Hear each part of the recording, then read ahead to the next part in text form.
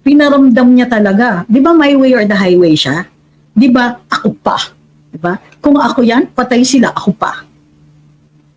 Bad shot? Bakit bad shot? Anong ibig sabihin ng bad shot? Siya ba ay nasa posisyon gumawa ng mga desisyon?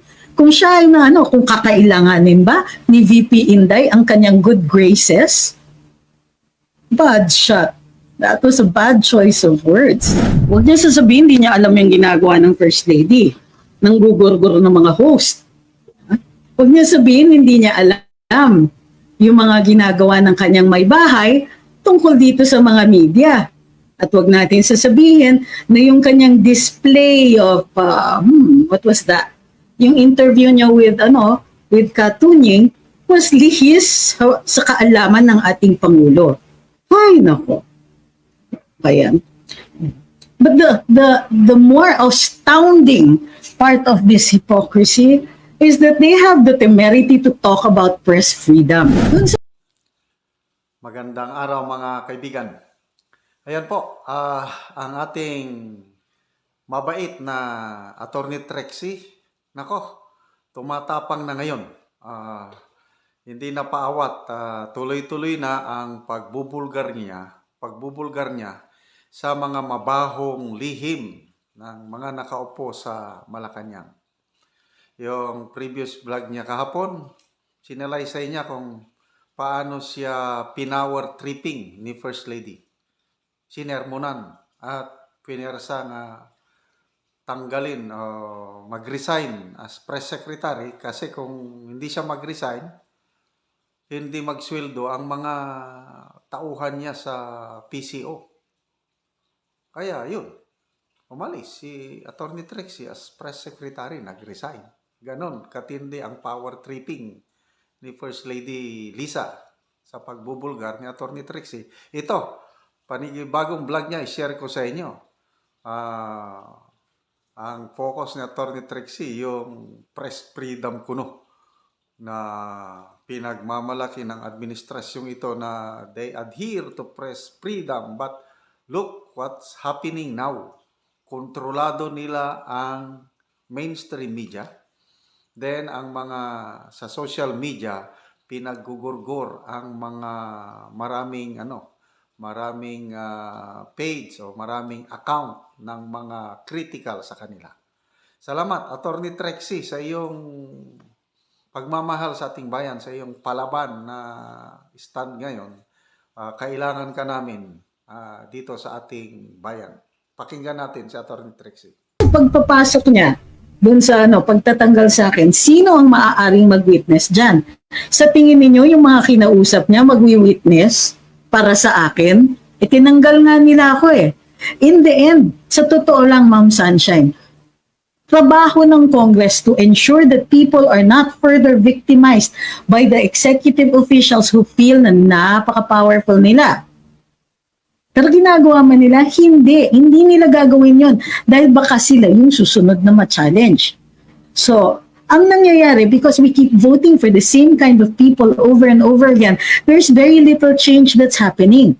Sa tingin nyo ba yung mga nakaupo sa Kongreso mag-i-empower ng mga ordinaryong mamamayan katulad ninyo, natin, ikaw, ako, at hindi yan ipaalam sa inyo ng isang media na takot, ng mga media, ng mga mainstream media na takot.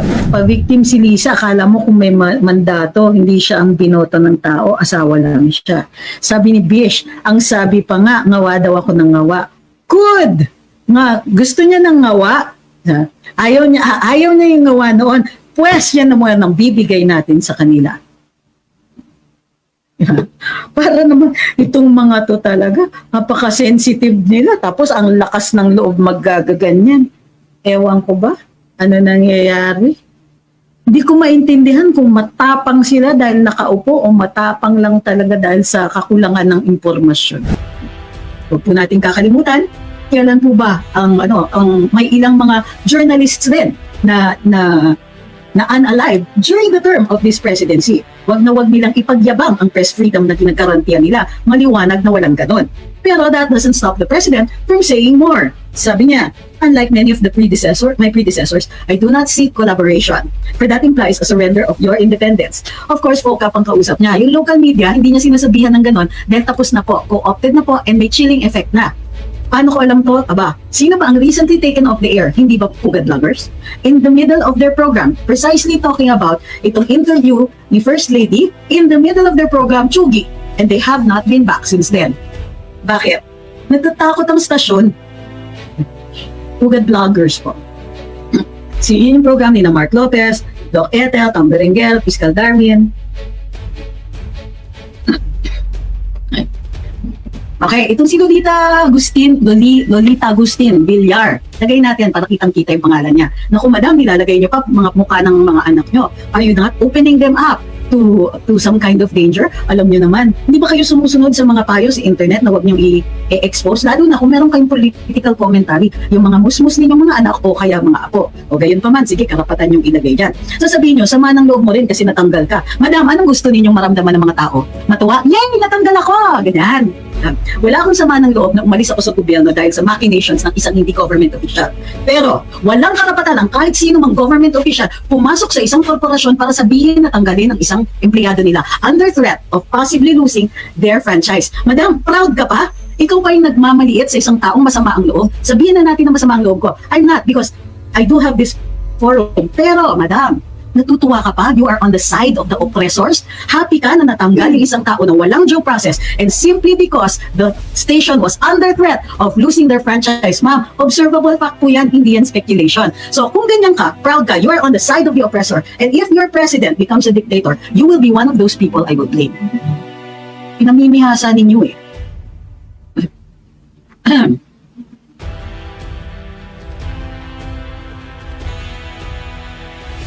Sabi ni Jinky, walang pakialam ang paid media, bayad or takot magurgol ni Smugs. Hindi sila magugurgol, takot nga sila eh. So they will, susunod at susunod yan. Makakaloka. I am of the opinion, sabi ni Presidente, that national interest is better served by a press that is critical rather than a press that is cooperative. Ang kilay ko bumangga sa ceiling. Yan ba?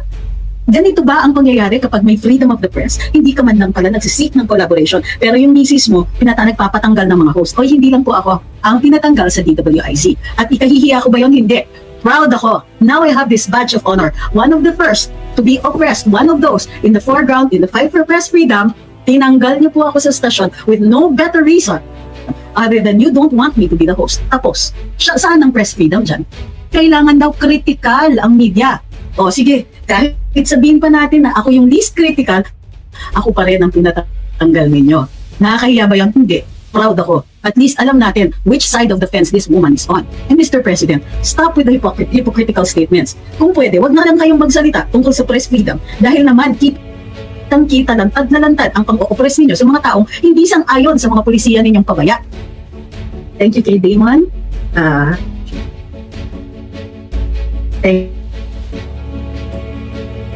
Thank you kay MJ Jean. Thank you kay License. Kay DDoS. And so on. Okay.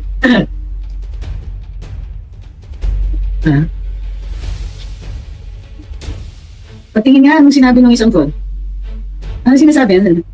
Allah, ayan na po. And hallmarks of a fall, okay? Isa pa yan. Ano pa ang hallmark ng oppression dito? Yung paggamit ng pondo ng gobyerno para mag-hire ng mga trolls to oppress, to insult, katulad ng ginagawa mo, Ma'am Scorpio Wife, because all you're doing is repeating canards. Hindi mo kilala, hindi mo naiintindihan yung international relations. You cannot explain to me the arbitral decision. Pero lakas ng loob mo kasabing Duterte already sold our country to China. Madam, cut and paste na lang po yata ang criticism namin. Make sure na may resibo kayo pagka tumanggap kayo ng bayad, ha?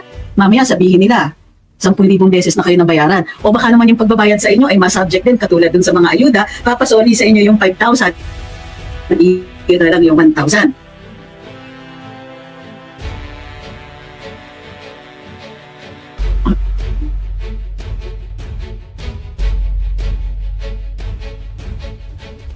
Sabi ni Fat, di niya talaga kaya, problema talaga ang Globe.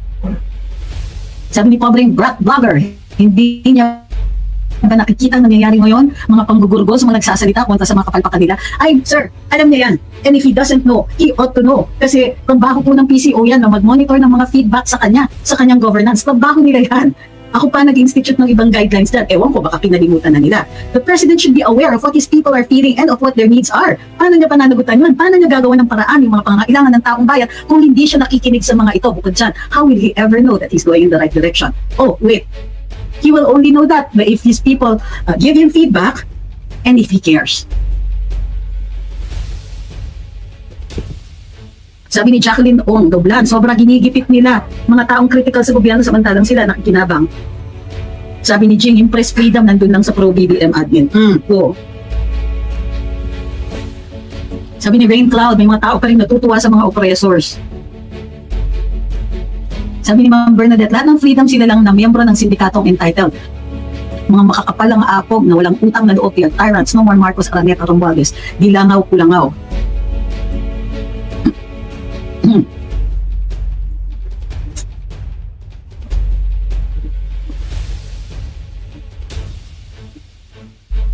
Media alternatives, malakitulong po kayo sa taong bayan na this time of Mekos government, puro sarsuela. Sabi ni Kudani, I hate very New York, napaka-hipokrita, bakit porket mayaman? Sana alam ni Butod na sa lahat ng First Lady, the most despised human being on the land. Sabi ni Richard Diolata, si VP Sara maayos nagtatrabaho sa DepEd yung pang pinag-iinitan nila. Ito, sabi niya, in addition to that, it must have, the press daw, must have the untrammeled freedom to do its work. Not just to arm the citizenry with the truth, but also to deepen discernment in this age of mass disinformation. Nakakaloka. What does it mean to deepen discernment? It means na pro-komentarista siya. Kasi yung media, di ba, meron tayo doon sa mga pahayagan, merong straight news, merong commentary, merong editorial, ganyan. So, ibig sabihin, hindi lang po yung mga nagre-report, kundi pati yung mga komentarista. Hello. Uga vloggers. Hello. Laban para sa bayan. Aba, lahat yan, pinatahimik. Pero, tigas talaga. Pakapala na lang, di ba? Hindi naman sila nahihirinan sanay na. Must have the untrammeled freedom to do so. Sinabi niya ito sa FOCAP kasi ang FOCAP hindi nakakaramdam ng ganyan eh. Siyempre, foreign correspondents. You know, this president has an affinity for all things foreign except for China. So, the last thing that the president said, well, that we're going to discuss here, it must have, the press must have untrammeled freedom to do its work. Not just to arm the citizenry with the truth, but also to deepen discernment in this age of mass disinformation. I thank you very much, KJP.guy. What happened? I don't know. I don't know really what's happening. We're going to have to check later on kung ano nangyayari. So, anyway, balik tayo dun sa topic. Kasi we don't allow people to, just because na-interrupt yung signal natin, doesn't mean that we're going to stop sending this message. The hypocrisy here is the president's claiming all of these things, that he will only explain his policies, he doesn't seek collaboration, he only asks for fairness, and so on. Fair ba yun? Nagpapatanggal kayo? Not only that, the institution, the hiring of trolls to harass private citizens is indicative that we are not in a society where the press is free. Thank you kay Roger SD. Not only that, the worst part of it all, you know what the worst part really is that he lets the First Lady do his dirty work. Huwag niya sasabihin, hindi niya alam yung ginagawa ng First Lady, ng gugurguro ng mga host. Huwag niya sabihin, hindi niya alam yung mga ginagawa ng kanyang may bahay tungkol dito sa mga media. At huwag natin sasabihin na yung kanyang display of, what was that? Yung interview niya with Katunying was lihis sa kaalaman ng ating Pangulo. Ay, nako. Ayan. But the more astounding part of this hypocrisy is that they have the temerity to talk about press freedom. At a time na, sino ba dyan ang nasa forefront ng pananakot ng media? Ito yung nakakatawa dyan eh. Yung media, many of which are already scared, puro sip-sip na lang. Yan ang tinatawag nilang press freedom. The freedom to be nice to the government. Hi. Next. May karapatan sa ating saligang batas. Teka, hanapin ko lang. Nasaan ba yun? May karapatan ang ating media, ay ang ating bawat mamamayan. Yun. Babasahin ko lang. May karapatan ang ating media, ay ang bawat mamamayan na mayroong tinatawag na freedom of assembly and the freedom to petition for redress of grievances. Ano yan?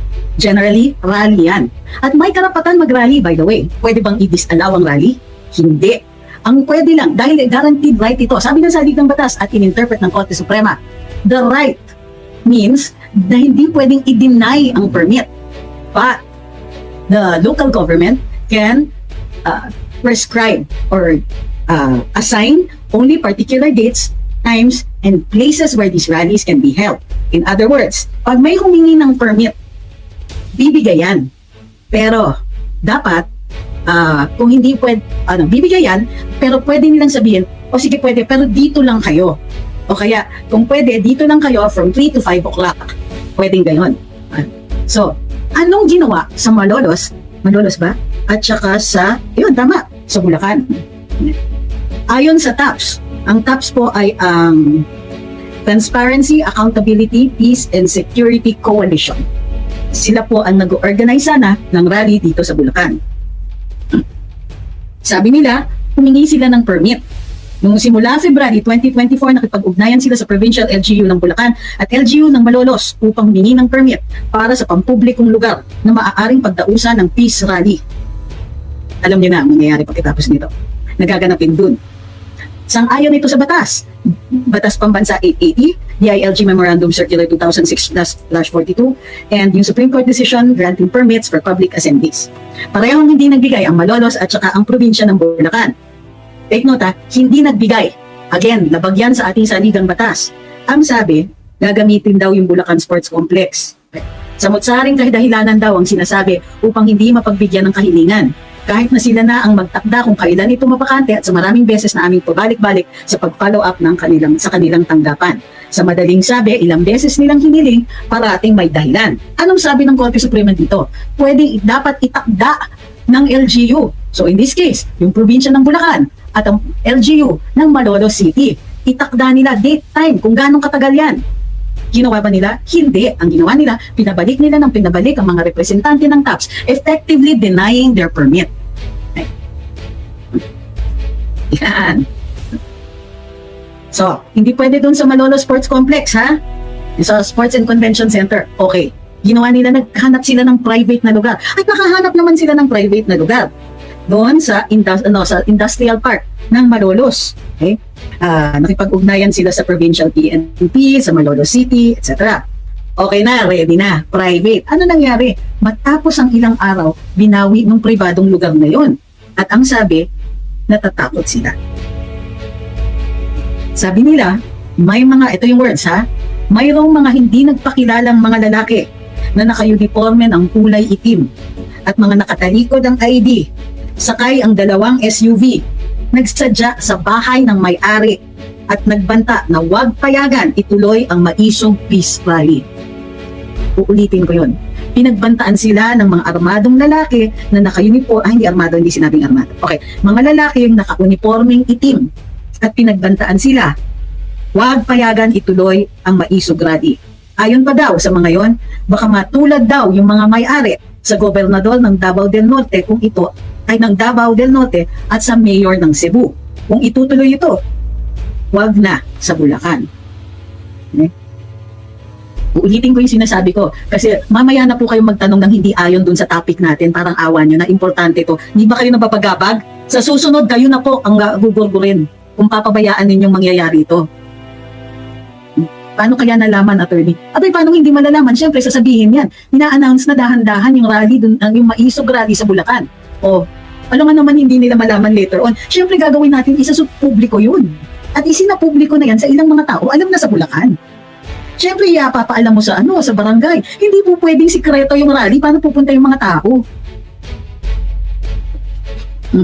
Maliwanag, sabi ng TAPS, pagbabanta, pananakot, panghaharas, ang pakay ng mga lalaking nakaitim sapagkat walang anuman pagkakakilanlan o legal na dokumentong ipinakita na mayroon ngang maging paglabag sa paggamit ng pribadong lugar na pagdadausan ng peace rally. So, anong tawag dyan? Yan po ba ang freedom of speech? Yan po ba ang freedom na ginagarantiyan ng ating saligang batas? Yan po ba ito bang pangulong ito who swore to uphold the Constitution? Siya ba ang nagsasabi na tama yung ginagawa niya? Ipagyayabang pa niya yung kanyang freedom of speech daw na itinataguyod nila. Thank you kay Rolette Judelia. Mamaya may hihirit na naman dyan. Bakit ka galit? Ang tanong ko sa inyo ngayon, bakit di kayo galit?